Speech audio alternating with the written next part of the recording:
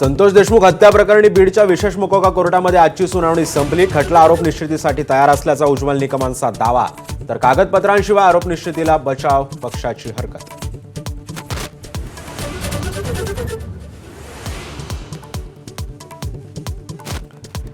Stand up comedian Kunal कामरा आणि सुषमा अंधारे यांच्या विरोधात विधान परिषदेमध्ये हक्कभंग प्रस्ताव, तर चौकशीला गैरहजर राहणाऱ्या कामराला खार पोलिसांनी पुन्हा बजावलं समन्स।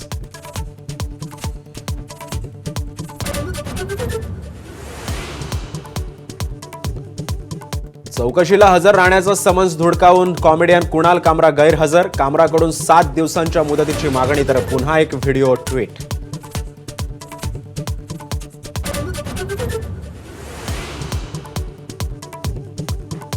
दिशा सालियन प्रकरणावरून सत्ताधारी आक्रमक, अध्यक्षांसमोरील वेलमध्ये उतरून गदारोळ, तर दिशाच्या वडिलांच्या आरोपांनंतर धनंजय मुंडेंप्रमाणे आदित्य ठाकरे सुद्धा राजीनामा देणार का, संजय गायकवाडांचा सवाल।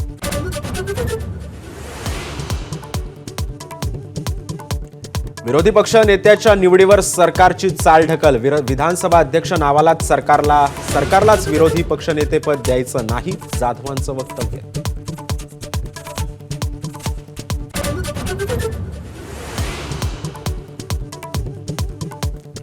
आंबिवलीच्या इराणी वस्तीवरही करणार बुलडोझर कारवाई, गृहराज्यमंत्री योगेश कदम यांची विधान परिषदेमध्ये ग्वाही। कॉम्बिंग ऑपरेशन करून गुन्हेगारांना शोधणार, महिला गुन्हेगारांवरही मोक्का, मंत्र्यांचं आश्वासन।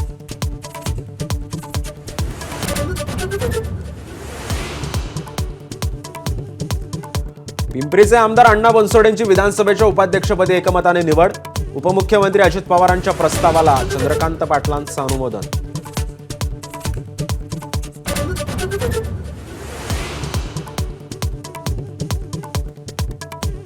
वाशिमच्या पालकमंत्रीपदी दत्ता भरणेंची वर्णी, हसन मुश्रीफांनी राजीनामा दिल्यानंतर अजित पवारांकडून भरणेंच्या खांद्यावर धुरा।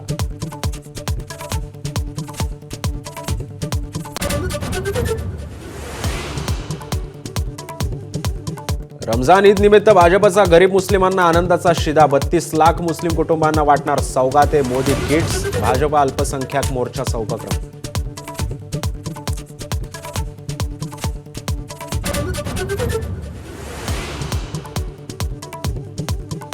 कल्याण शिळफाट्यावरील अभूतपूर्व वाहतूक कोंडीमुळे अनेक शाळांच्या बसेस अडकल्या, सुट्टी जाहीर करण्याची शाळांवर नामुष्की, बॅरिगेडिंगमुळे वाहनांच्या लांबच लांब रांगा।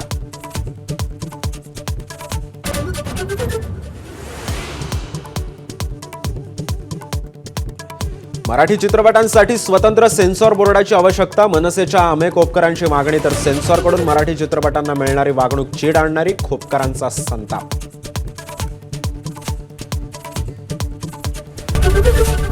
एबीपी माझा, उघडा डोळे बघा नीट।